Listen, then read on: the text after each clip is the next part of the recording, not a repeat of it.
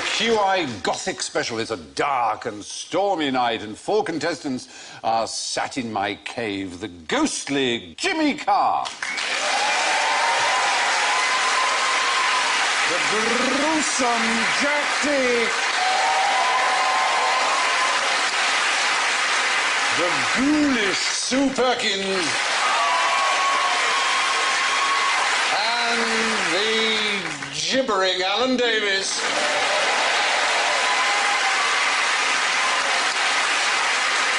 So let's hear, if we may, your blood-curdling buzzers. So Jack goes. Jimmy goes.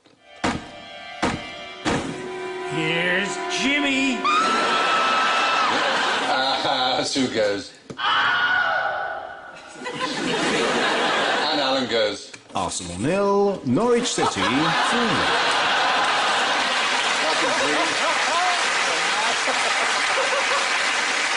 Well, now, here's something Gothic that starts with a G.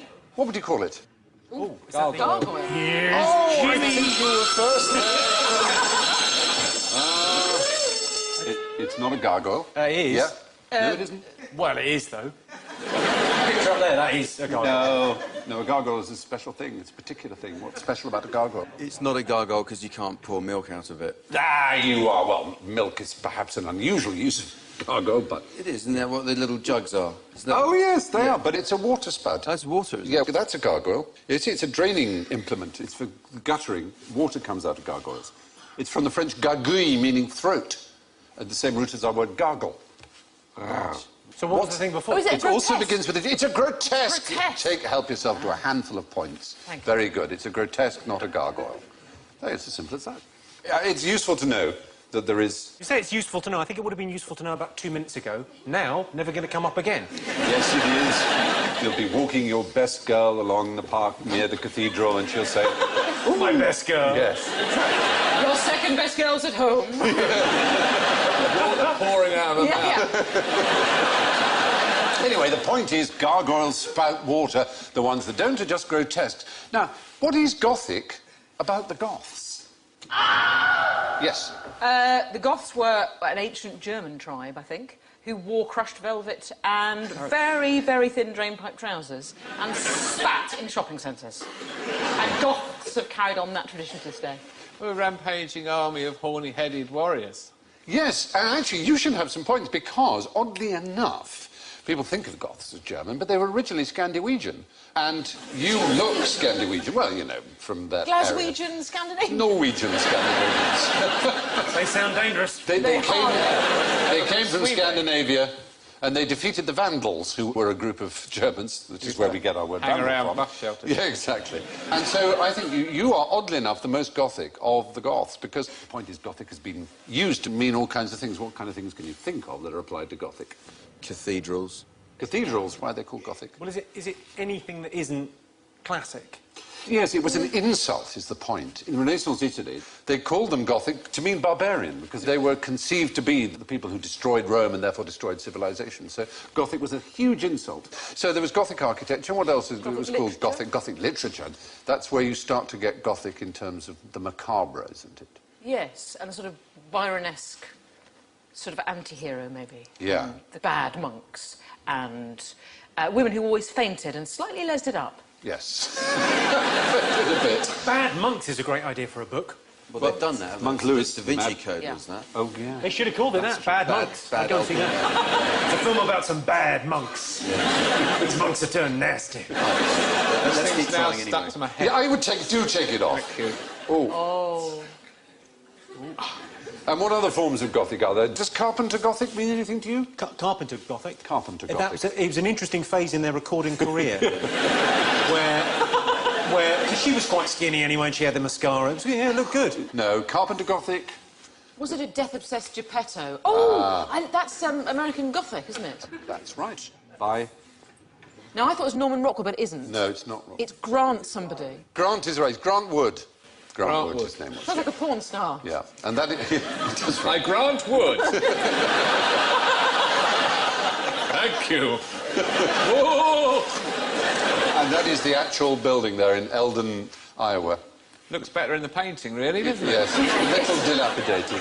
How they got Gothic from that? What's Gothic about it? That pointed ecclesiastical style window is it's a Gothic arch. It's a bit of a lame effort, isn't it? Considering the trouble we went to over here, I know. Americans think they can put a window like that in and call it Gothic. Lazy Gothic. Lazy Half-assed Gothic. Couldn't be bothered to do it properly Gothic. Just so it fits under the roof, really, isn't it? Yes.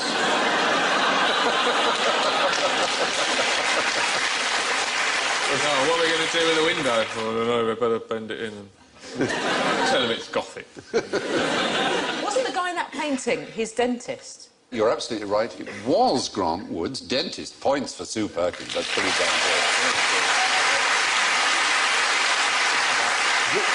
good. And the woman... Is it Gail from Corrie? Pretty sure that's her. Gail Corrie. Helen Worth. Helen Worth. Very nice woman. She looks exactly like the character she plays. Very talented. There's an incredible similarity. That's very good. Anyway, so there are lots of things we call Gothic. And, of course, there are the young people who go about in black eyeliner and stuff. Well, I like the fact that it makes me think that the Goths sacked Rome only after being nagged by their mum for a fortnight. Oh, do we have to? Rubbish. They are... Goths, I like Goths. I have to say I like Yeah, Goths. they're emotional and soulful. Ah, now, if they're emotional, they're actually Emos. emos, aren't they? Yeah, I don't love get those two mixed up. emos. I love an emo. I was a goth for a while. Were you? I was asked to leave because I was just too miserable. You're a bit of a down, to be honest. You're bringing them down. Yeah. Bring the Goths down. I was an emu for a while. When did the hand come out? What is the difference between an emo and a goth? I've missed that. One's a flightless bird,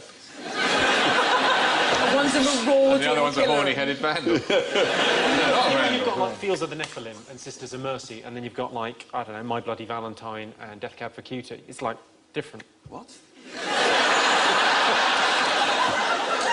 Like being on a show with your dad. Yeah. Oh, you don't get it. That's what we're aiming I hate for. you. They say that emos want to kill themselves and Goths want to kill everyone else.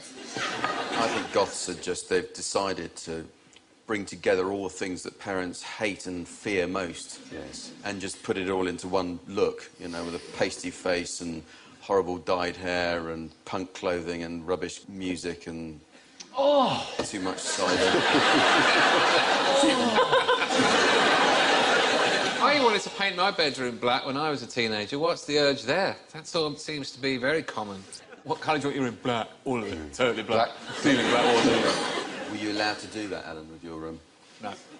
Lots of wallpaper from Fads, right? And after I had it put up, I was quite pleased with it, and I was watching Coronation Street. This is 1982, I think. And Mike Baldwin was on at home with a glass of wine, flirting with someone with slightly boofy hair, and I Could've been any realised, year, let's face it. as I looked behind him, he had exactly the same wallpaper as me. And I felt really unwell then. I've got the same taste as Mike Baldwin. Very lowering. Fad. But then I settled on that as a role model, and that was fine. My bedroom, hyacinth bouquet, my bedroom, hyacinth bouquet, my bedroom, identical. I like the idea that Goths are a little bit like vampires. They so want to be vampires, and they're sort of a bit the same, like they can't go out during the day or in summer. They just sort of melt. Yeah. And the white faces. Alice Cooper, was he an early...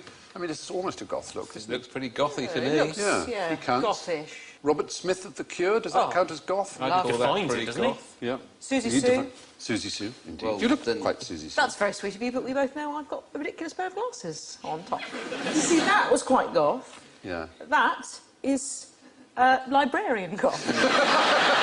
It's a Only a new gothic movement! library. I don't know about library. I'm maybe supply teacher. Supply teacher goth. Oh, just over the glasses. Yes. Yeah. Slightly licking the pencil. Yeah. Oh, that's coquettish. I'm too old for that. Don't know what Well, happened the there. point is there were many things that we call gothic, and just about the only thing they have in common is that they are completely unconnected to the Goths. But who painted this picture? Yes. Van Gogh. Oh, we're after... How is it? Well, I'm going to go Van Gogh. Van Gogh. Van Gogh. Van Gogh? Van Gogh. Here's Jimmy. Cézanne.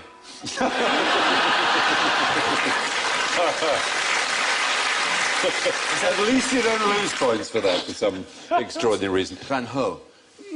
Closer, but we Van need... Gogh. What? Oh, better. Van Gogh. Van Gogh. Now, listen, we can help you out with how that name... You came jolly close, Jack.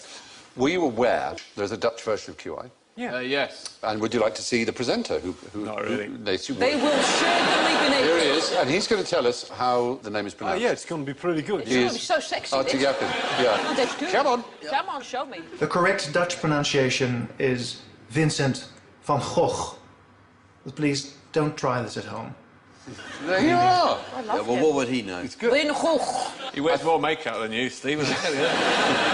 I think you ought to be quite polite because he's actually in the audience. Artie Yappin, there he is. Hey. Hello. Thank you. Arthur, hoe gaat het met jou? Het gaat goed, Mopje. Steven. Ja, goed? Dankjewel. Ja. Goedenavond. Ja. Excellent to see you. Very good. How does QI... Is it a success in Dutchland? Yes, people love it. Oh, good. And do you have a regular person who sits next to you every week? I do. He's called Thomas van Luijn. Van Luijn. Is he a bit... what's he like? How can we put this delicately? He is a bit like Alan. He's sharp, he's funny, he's clever. Yes, we have to be kind to them. And we have to be kind to them. You can see that behind Van Gogh Yeah, very good. is very similar to Mike Baldwin's wallpaper. It's really uncanny. So Looks you a had- little nicer. You had taste after all. After I also all. should say Artie Yappin is a very, very, very brilliant novelist. Dank u wel, Arthur. Dank je wel, Thank you. sir. Bye. I've got That's two Arthur Yappin, ladies and gentlemen. Thank you very much. Are we talking about Van Gogh Van Gogh. now? Yeah, go on. Because he gave his ear to a girl, didn't he? Prostitute. To a called prostitute, Rachel. yeah. Well, there, I'm yes. just I mean, that is wondering- the story. One of the I was wondering if that was a very primitive bugging device. He thought she was cheating and he went, right, I'm going to see. I'll leave that in the room. There's that John Sayles film. Have you seen it called Brother from Another Planet? It's a really, really good film. About a guy who lands, who's an alien, but he just looks like a black guy from Harlem. So he goes and lives in Harlem, gets a job fixing fruit machines.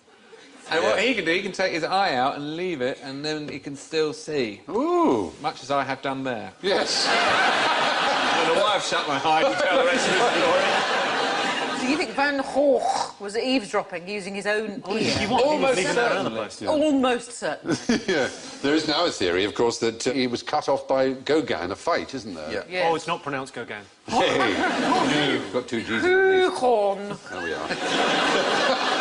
I'll have you know. He looks like he'd have your ear off in a second. And that's But of course, he was a bit unfortunate, Van Gogh, in his reactions to things. I mean, there was a girl he was in love with back in Holland, and he went round to see the parent who denied him access, and he put his hand in the flame of a candle, and kept it there, and that said, would have for as really- long as I keep it there, she can see me for as long as I keep my hand. I'll keep burning it. And the father just blew the candle out and said, go away. Thanks to our friends from the Dutch version of QI, we were able to give you the correct pronunciation of Van Gogh, the great man's name. Sounds like an outbreak of pneumonia in a frog pond. But speaking of these kinds of infectious issue, Alan, you're a zombie. You bite Jimmy. Jimmy, you're now a zombie. You bite Jack. Jack bites Mel, and so on. Sue. Right?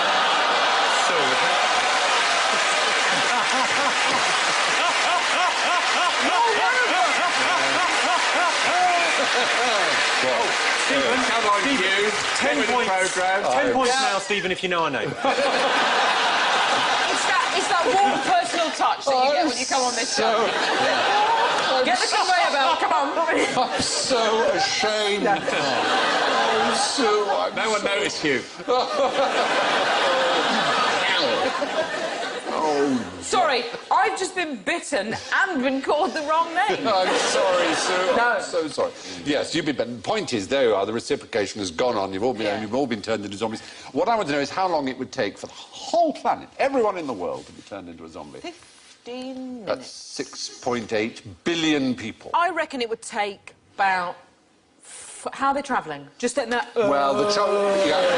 That is really... That like is the holding a problem. tea tray on a cruise ship. That is, years, millennia, maybe. I think it's a trick question. Because you're vegetarian, and you wouldn't bite me, I don't think. You'd have a salad. I wouldn't consume you, but I would be prepared to kill you, to turn you into one of me. And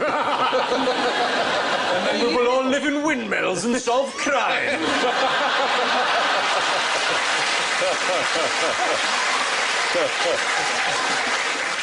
Well, I look like the character. you do, actually. Not actually. It is, Whereas Mel looks nothing like herself. You don't, Mel, I have to say. No, I You look like the other one, if anything. I know, the other I can't remember her name. Yeah, go on. Zombies. Yeah. Aren't they? 1, 2, I 4, don't know 8, how long it would 16, take. 32.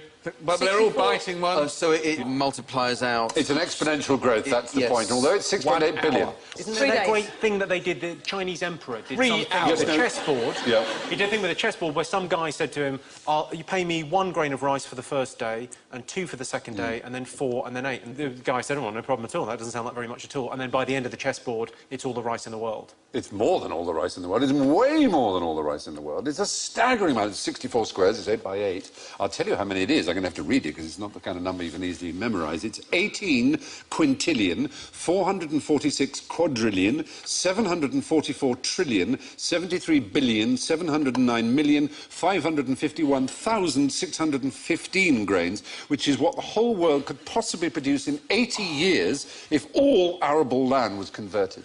So if that's 64, I reckon 30 days. But it's Zombies. not bad. 38 days is it? 38 days. days for a full infection rate. Do you know what this kind of progression is called when things like that? It's called a geometrical progression, as opposed to an arithmetic progression. But if it was really happening in real life, you wouldn't care what it was called. You'd just Bloody run, wouldn't you?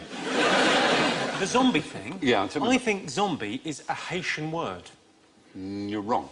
Oh, But it's associated with Haiti. I think it's voodoo, isn't it? Yes, but voodoo originated in... Haiti. Croydon. Whitby. What is Haiti? It's a Caribbean island peopled by Oh, so African people, West African. So don't zombies actually exist in Haiti? I read some, probably nonsense, but that they get their venom from a puffer fish and they give it to people and it makes them kind of appear like, oh, I think he's dead, because they kind of go into a bit of a coma and then they wake up and they're very susceptible and they're like real zombies, and that's where the zombie thing comes from. You're very right. There was an ethnobotanist called Wade Davis in the 80s who discovered what he thought. It's his theory. It's not universally accepted that the pufferfish poison was being used to create a sort of zombie trance, a death-like trance, yeah. But it comes from Nzamba, the West African word. Well, the point is, going back to the idea of Alan zombieing, due to the power of exponential growth, it would take just over a month for everyone in the world to be like Alan. I think that's worth doing. I'd love to see that day.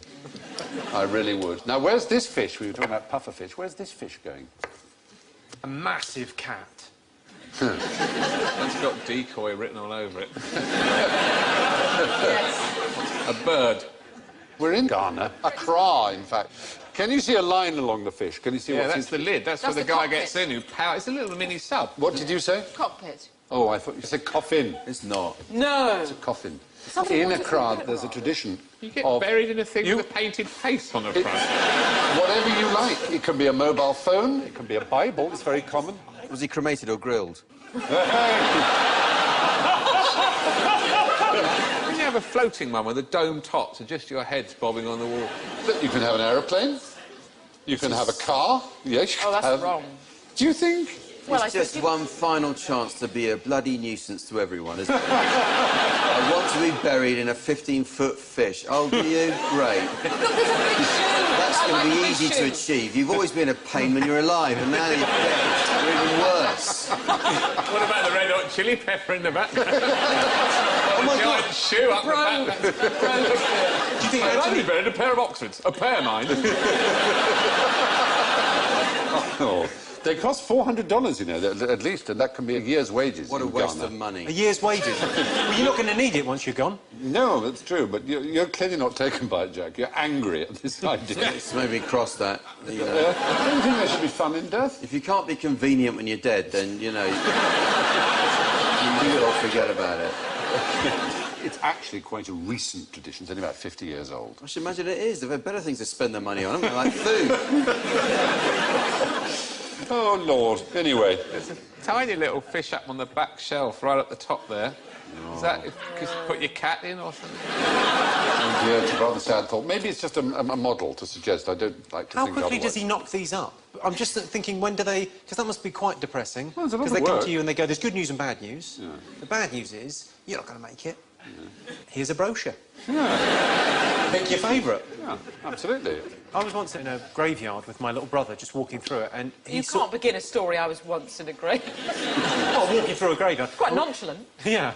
And you know the kind of old gravestones with the little curly bits at the top? Yes. And he thought that that's where chefs were buried. Oh.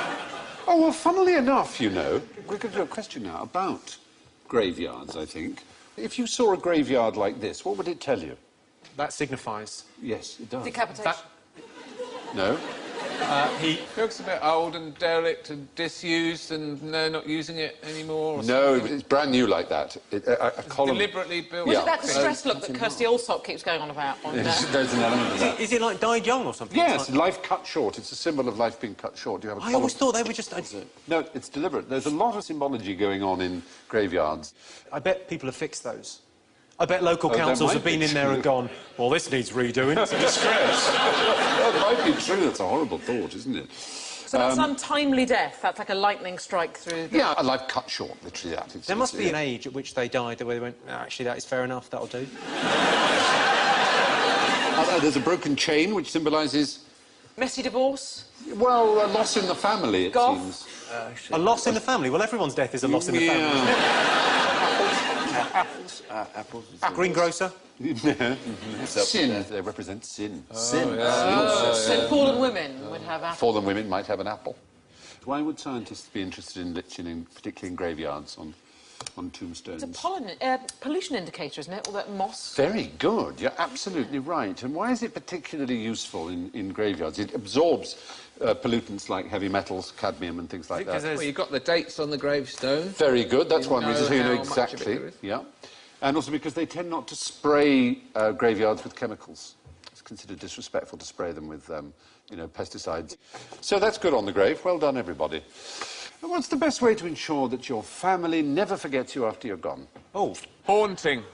Haunting is a good way, yeah. Insists on being buried in an exact replica of your house Yes. that they have to pay for and therefore sell the house they live in to You're still angry, huh? finance it. Yeah. Being stuffed. Well, yes, being stuffed. Now, Preserved in some way. there's a very extreme example Leaning of that. on the mantelpiece. With a pipe. Just slightly in front of the television so they can't see. one arm. Jesus. There was an artist called Hananucha Masakichi. Oh, yeah. Have you heard of him? he's bloody good. He's excellent. He's Japanese, and in the mid-1880s he was diagnosed with tuberculosis and knew he was going to die, so he made a statue of himself so lifelike and so realistic. When he stood next to it, people couldn't tell which was which, apparently. He handcrafted glass eyes and then bored a tiny individual hole for every pore of his body, and then took the hairs from every pore of his own body and put them into the other pores. He pulled out all his own fingernails and put them in like that, yeah? His toenails and his teeth, right? Now, obviously, this is a replica because it's quite shiny and obviously not anything like a real person. Can you imagine if he'd done all that and someone had gone, actually, it doesn't look that much like you, and you're left with No teeth, Yeah. no nails. He pulled his own teeth out while he was still alive. He wanted it to be absolutely real. It's not. But sure, who was it for? Gunther von Hagen. His girlfriend and his family. Imagine he'd done it, taken his eyes out at an early stage and realised what a stupid mistake that was. Oh, damn. But it found its way, the original, to Robert Ripley's auditorium in Los Angeles. But Not unfortunately, what he had in mind. it was injured in an earthquake in '96, and it's currently awaiting restoration. There is a replica in London's auditorium. I didn't know we had an auditorium, but apparently we Yeah, do. we do on Piccadilly Circus. Yeah. Where did they get this one from, then? No, this is the one from the auditorium. There are other things you can do, though. You can be turned into compost. Well, what happens is you're dipped in liquid nitrogen and then vibrated, and liquid nitrogen makes you so brittle because you just turn into Vibrating. sort of And if dust. Yeah, it smashes That's a into sales dust. pitch, isn't it? And if that doesn't kill you... Then use a magnet to get rid of mercury and other metals, which can then go into the making of something if you wanted to, or into an ordinary recycling thing, so they just make a car or whatever it is, or bits of a car, obviously. And then you've got about 25 to 30 kilograms left over, which gets put into a coffin made of maize or potato starch, and you're then buried and you rot into the earth and you're biodegraded in about 6 months, 12 months, something like that. It's a weird how the world has changed, isn't it? Because it used to be people wanted to leave a mark on the world. That was the whole purpose of a kind of great laugh. I'm going to leave a mark, people will know I was here. And now, exactly the opposite. I'd like no one to have known. Yeah. I won't leave a mess. Yeah, absolutely. You won't know I've been here. Yeah. Keep it and grow back. Well, there's a That's your Uncle Jimmy there. That tomato sticking out of him. What about... I've done Pak Choi this year on him. I'd be very happy. What about letting your family see you disintegrate, see you in your coffin? Have a camera. Have a camera in your A coffin? webcam, yeah. There is a Seattle-based company called SeeMeRot.com. I'm not making it up. I'm not making it up. And they have a light and they have a webcam, and you can watch your loved one basically rot. There you go. Can I... When you say... The only problem I've got with that is loved one. Their slogan, being dead and buried, doesn't mean you can't have friends over. But it's buried underneath. Imagine if you were watching the webcam, just watching and watching and watching, and then suddenly it went... You would be so freaked out by that, wouldn't you? You know, they used to bury people, and sometimes they'd be they'd scratching on the coffin lid and all that, because they were in a coma and then they woke up. Yeah. Nowadays, they should just give you a mobile. Yes, I think that does happen. People do. There are a lot of people who are really afraid of being buried alive. I'm quite afraid of it. Now you mention it. Honestly, what I mean is they have a real... Don't bother me. They're obsessed by it. Whatever, bring it on. I prefer it not to happen, but I have to say I don't think about it. You have a mobile. There are people who really think about it and plan against it. That's I get frustrated enough if I can't get signal if I'm in a hotel. Oh. I mean, that You'd be annoyed if your battery run out. 6 feet under, you've got no chance. Because also, you make that call, but only after checking your emails. Oh, I better get out of this coffin. I'll just check if I've got... Oh, the battery's gone.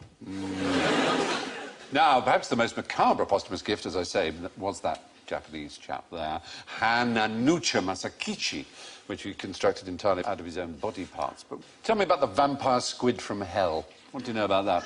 What's scary about it? Is that it going through your digestive system and the havoc it wreaks? It does look a bit like one I of have those... had a meal like that in Spain. When you say it's from hell, it's actually quite nice, and it didn't fit in hell, so it came back. Its name is Vampiroteuthis infernalis. It has the biggest eyes of any animal relative to its head. If the equivalent in a human, it would be the eyes of a foot wide. It would be Natalie Imbruglia. And yeah, if you like. And there one is. They're rather ugly, I have to say. They're not the I think prettiest she's all things. right. You like that, do you? Oh, there it My is. God, that's hideous. It sort of looks like an organ of some kind, Doing doesn't it? an It's impression rather... of a baked potato at the moment. Yeah.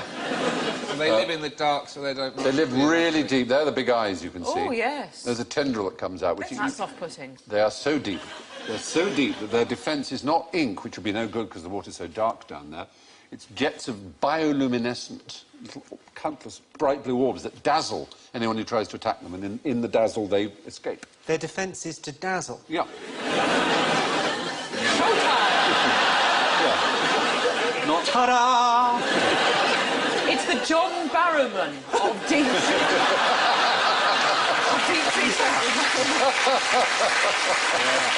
Get back or I'll show you my teeth! Anyway, despite its name, the vampire squid from hell is a docile creature that floats through the ocean, releasing a kind of firework display from its arms when threatened. What's the toughest way, though, to become a mummy? Well... I'll take it. Yeah. Here's Jimmy! Reverse cowgirl? Now, they understand that. You're going to have to explain it to them. What is the Shall I reverse do it? I'm going to need a Drawing. volunteer from the audience. If you were having sex with me... Yeah. Or Mel. Or Mel. Yeah. So you're having sex with Mel, and you're lying down Yes. on your back, Yeah. and Mel is... I can't use her name in that stuff. She's sitting on top of you, but looking away. Reverse cowgirl.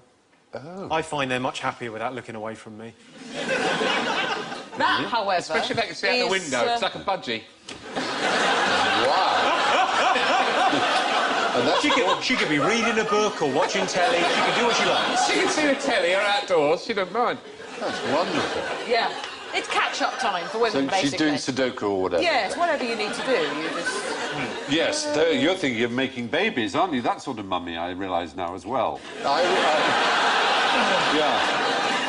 Can you turn yourself into a mummy? That's the point. Probably. Yeah, you could, couldn't you? Probably I mean, can wrap you- yourself up in... Mummify Well, haven't you yourself. got to take your liver out through your nose? That's what they used to do, isn't it? They used to take the Brains, organs out through yeah. the mouth and nose. Well, the brain they would take out through the nose. They'd agitate it with hooks so that it turned into a liquid mush and then... Oh! Yeah, I know. Worse than being buried alive? Or... and then after that, they would kill them.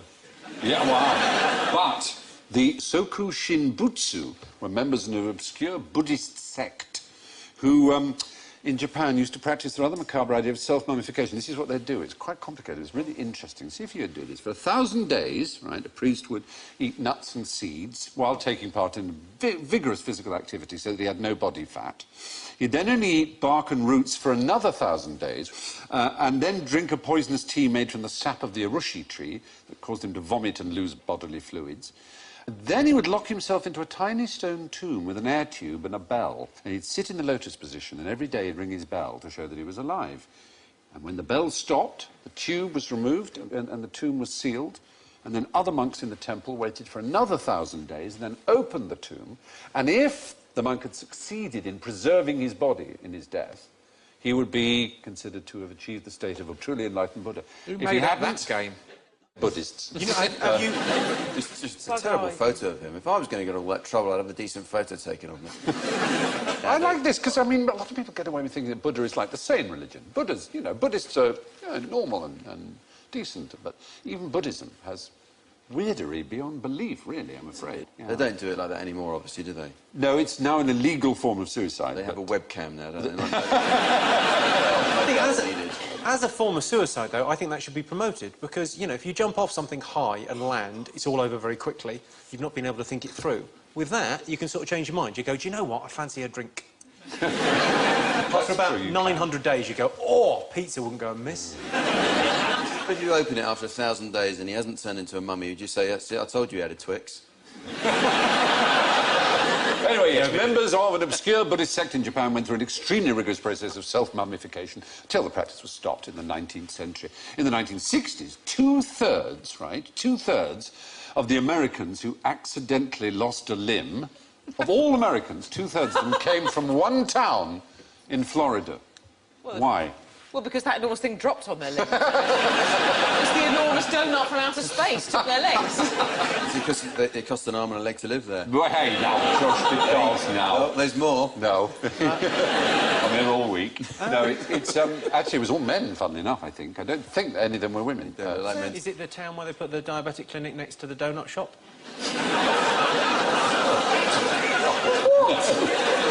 Yes, it does. Is it the town where the helicopter pad was next to the taxi rank? No, An unnatural amount Sharks. of... not sharks, no. This is self-harm we're talking about. Oh, amputee wannabes. I think I've made that sound disrespectful. Amputee wannabes. Is it like it's new on ITV2, you are going to love it, I'm presenting. Yeah. Welcome to Amputee Wannabe. So, No, it's not that form of dysmorphia. It's self-harm for another reason. To avoid the draft, is it? No, but it is for gain. Insurance. Insurance is the right answer. Insurance it is. It's from when you said avoid the draft, I thought what a cardigan would have been an easy. My legs are freezing. Hang them off. Really? So you put your jumper on and then wrap your arms around your neck. But they did do a lot. They Silly. sawed them off. It was just became a fever of it. More than 50 occurrences with a town of a population of 500. Most of the loons were shot off at close range with hunting rifles. Triggers pulled unexpectedly as victims climbed fences, guns misfiring. These were the claims they made. All the mishaps involved men, yeah. Somehow they would always shoot off the parts they seemed to need least, said the insurance claims investigators. Your left hand. Yeah, the left hand at work, a man whose foot while protecting chickens, lost a hand while trying to shoot a hawk, a man who lost 2 limbs in an accident involving a rifle and a tractor. But now the time has come to see what skeletons are lurking in our closet of general ignorance, so skeletal finger bones on buzzers, if you please. What does this tell you? Yeah. That's your heartbeat, isn't it? Ah, but this... Well, that tells you you're dead. Oh, Jackie, baby. Jackie, baby. You've fallen into another trap. No, it's flatlining, it's called, as you probably know. And in films, it tends to mean you're dead. But in real life, if you died, you wouldn't get that. So why do they panic when that comes up? Well, because it tells you that in real life, that would only happen if you tripped on a cable and pulled it out. But hey, well, he could be right then, because someone could have died. They tripped on a cable. Yeah, but it doesn't tell you that they're dead. It tells you the cable's missing. Then you would find out. Similarly, the defibrillators you use like that, what do you use those for? To start the heart up again when it stops, or... Oh, I use them for making paninis. Very good. They're paddles, don't they, to get the heart working again? It's for an arrhythmia to get it in. It's not to start a heart that stopped. Although, again, in movies, that's what it's used for. It's no wonder I failed my finals, really. It is probably as well for the world, though. Anyway, if an ECG monitor goes completely flat, it probably means that somebody's tripped over the cable. After the Vietnam War, who was buried in the tomb of the unknown warrior or soldier? We don't know. I think all of them are anonymous, deliberately. Sure, the whole nature of this show will mean that the unknown soldier, it'll be he wasn't a soldier, they knew him, and he wasn't dead. He wasn't dead. Yeah, the unknown soldier was actually buried in a replica of a large red chili somewhere in Ghana. Yeah, was he an unknown soldier when he was still alive as well? When he was just... He kept turning up and everyone says, howdy, how you doing? He seems keen to join in. I don't know who he is. No, that unknown soldier, he died. Oh, let's bury him. No, what happened in the case of the Vietnam War was that there was an unknown soldier buried there, but there was a particular family who thought they heard that the unknown soldier had died in a helicopter crash, but they thought their own son had died in the same helicopter crash. And so in the 1990s, they persuaded the American government to do a DNA test on the unknown soldier, and it was indeed their son. So the remains were returned. So since then, it's been empty. It's unlikely there'll be another unknown soldier, because all American soldiers certainly are DNA profiled, and British ones too, so that they will always be known. That's a happy ending, isn't it? Yeah, I'll tell But the original unknown soldier, do you know when this was, the first time it was done? Was it after the First World It War? was after the First World War, and it was done in the year 1920, simultaneously in France and Britain. In Britain, there were 4 unknown soldiers, and a general pointed at one body, and that became the unknown soldier, who was honoured, it's rather wonderful this, with a state funeral in Westminster Abbey, with full military honours, entombed with a medieval crusader sword from the Royal Collection, in the presence of a guard made up of 100 VCs. And the guests of honour were 100 women, each of whom had lost her husband and all her sons in the war. That is so amazing, big, isn't it? An amazing ceremony. And the cenotaph is actually a memorial to the unknown soldier, Yes, isn't it? it is. That's right. what it So, is. I mean, it's a kind of Was it way... designed by Lutyens, wasn't it? Yes, I believe. Yes. Very good. I think you must have points. Oh, I think hope so. Make up for the rather large collection of negative points you've been building up. That's a very funny round, I think. Well, no. It was. It'd be interesting to see if we can pick it up Yeah. from there. Yeah. But it was quite interesting, if not quite funny, and I think worth it. I mean, just amazing, I thought, that story of that service. Anyway, moving on. Where does the saying, saved by the bell, come from? No? Yay. Oh, no, I know what's going to happen now. It's going to be... I'm going to get the klaxon for this. Is it boxing? Is it a boxing reference? Yes. No. Yay! Well done. We thought, it is actually... Because is this where the bell's going to go off? Don't do it. Don't Don't do it. He's going to lead you. Because it's going back to being buried alive. How can you get it wrong after he's got it right? That's extraordinary.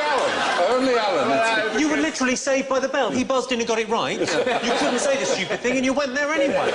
You're amazing. amazing. I find it quite interesting, though. It is I interesting. thought that was a true one. No, a lot of people do think that. You had It a is bell not true. tied on Yeah. a string to your toe or something, and if you're buried alive, you'd start kicking and going ding, ding, ding. There have been people who have been so afraid, as we were saying, of premature There was burial. a film, wasn't there, of someone, an old film of a man who was so afraid of being buried alive that he equipped his tomb with all these different emergency things. But of course, when he came round, it had all rotted and all the string for the bell had corroded. And There's an Edgar Allan Poe story called The Premature Burial.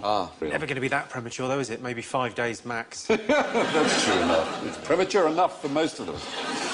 What can you tell me about Mozart's burial, though? Oh. Here's Did they play Jimmy. Angels by Robbie Williams? No. Was it Bohemian Do you Rhapsody? know, Was it do you know they do have a top 10 of the playoff tunes that people choose for going into the... And do you know what one of the most popular is? Countdown. No! As we go in, I promise you.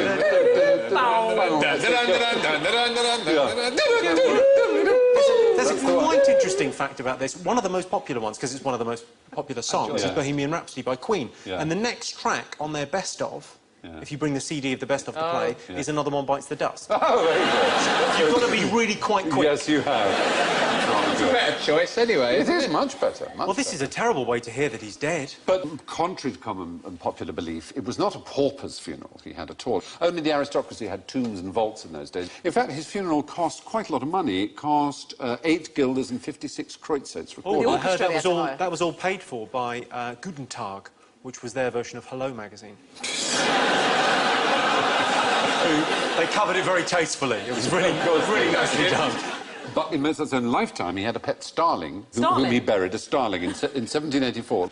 And its whistling inspired the principal theme of the last movement of Mozart's Piano Concerto K453, which you can hear. Well, that's the starling, obviously. Oh, it sounds Piano like a night. Concerto.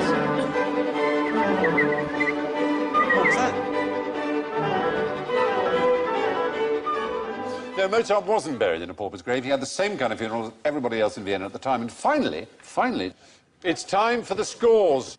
And, oh my goodness me. Well, I'm sorry to say that in last place with minus 28, it's Jimmy Carr.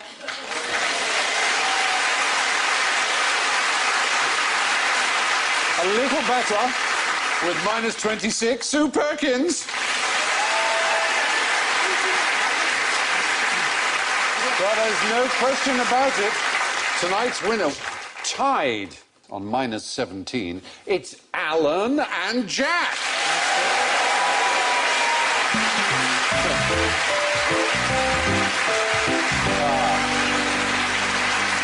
So, before the show breathes its last, I've just got enough time to thank Jimmy, Jack, Sue and Alan, and I leave you with the following boo-boo from baseball great Yogi Berra. You should always go to other people's funerals, he said, otherwise they won't come to yours. Thank you and good night.